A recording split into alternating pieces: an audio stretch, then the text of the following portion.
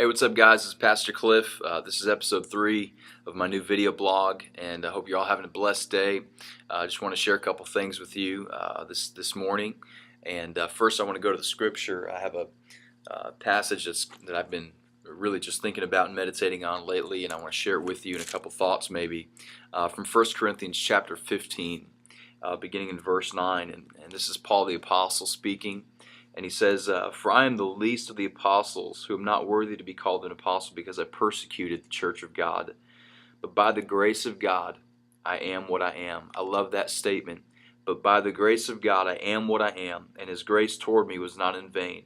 But I labored more abundantly than they all, yet not I, but the grace of God which was with me.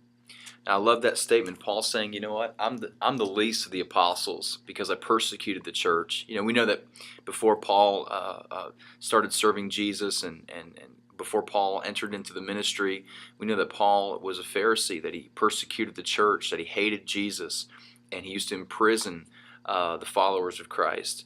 But one day Jesus appears to him on the road to Damascus, and it's from that moment on that Paul's life was completely changed. Now, you know, if there is such a thing as being, unwillfully saved, you know, that's what happened to Paul. Paul wasn't looking for Jesus. Jesus came looking for him. And so even the way that Paul was saved was a total act of God's grace.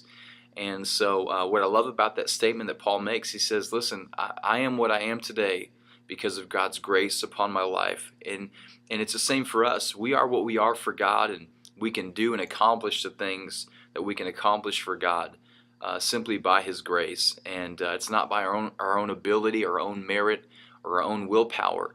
I look at my own life today. I am where I am today because of His grace, not because I'm special or unique, or not because I have some incredible abilities or talents, but because of His grace upon my life. So I just really resonate with what Paul said there. I am what I am by the grace of God. And he goes on to say this incredible thing. He says, "But His grace toward me was not in vain, but I labored more abundantly than they all." There's this idea out there that grace is greasy. Grace is, there's that phrase, greasy grace. That grace is just, kind of your get out of jail free card. But that's not what grace is at all. The Bible tells us that grace is God's empowerment to help you live a godly and righteous life. Because look what Paul says. He says, "I am what I am by the grace of God. His grace toward me was not in vain, but I labored more abundantly than they all."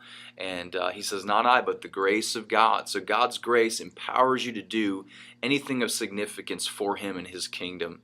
So know that today. Rest in God's grace. You are empowered by God's grace. You can't live a life pleasing to God apart from His grace.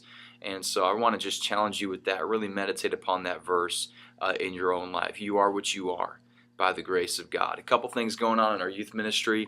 We've got our Forward Student Conferences coming up in less than 2 weeks. So excited about this event. We've got a few open tickets available. A few of our students have not been able to go because of a conflict with schedule and sports and things like that. So if you're interested in going, please let me know as soon as possible, and we'll get you hooked up. Also, in just a few more weeks, we've got youth camp. In July 11th through the 15th. We're going to have an incredible time there. We've got over 25 students scheduled to go to youth camp with us, and we're going to have a great time there. So we love you. Keep praying for us and what we're doing here at Thrive. God's moving incredibly, and we'll talk to you soon.